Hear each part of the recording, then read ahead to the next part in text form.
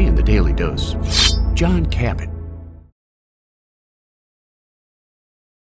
Born Giovanni Caboto in 1450 Genoa, John Cabot moved to Venice as a young man, where he worked the spice trade in the Levant or Eastern Mediterranean. Studying navigation and map-making during his merchant years, like his contemporary Christopher Columbus, Cabot became intrigued in the possibility of reaching the rich markets of Asia by sailing in a westerly direction.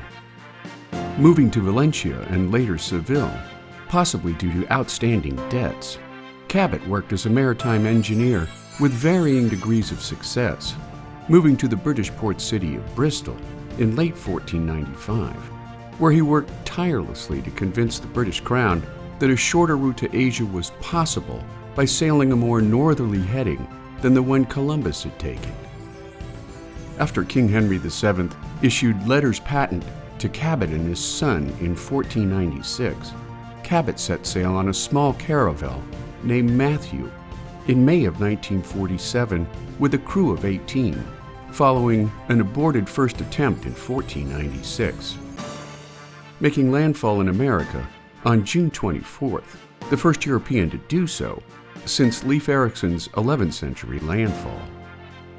While the exact location of Cabot's explorations have been disputed, many pointing to southern Labrador, the island of Newfoundland, or Cape Breton Island, Cabot was the first to hoist both the English and Venetian flags on North American soil. Believing he had reached Asia's northeast coast, Cabot explored the region now known as the Cabot Strait, naming such points of interest as Cape Discovery, the island of St. John, and the Grand Banks off the east coast of Canada, where his crew caught an abundance of codfish by simply dipping baskets into the water. After his return to England, in late 1497, Cabot set sail on a second expedition in February of 1498, this time with 5 ships and 300 men, with plans to continue westward past his original landfalls, with an expectation of reaching Japan. While one caravel was forced to land in Ireland due to storm damage, many historians believe that Cabot and his remaining crew perished in a severe storm, while some evidence suggests that Cabot and his crew may have lived out their lives in North America.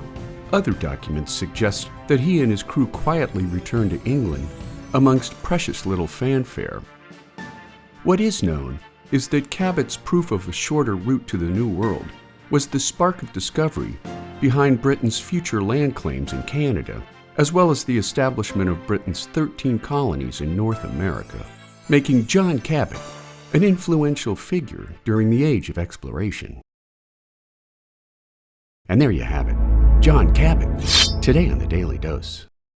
Get your nerd on with the Daily Dose. And if you enjoyed today's episode, share the link with a friend or colleague so that they too can learn something new every day.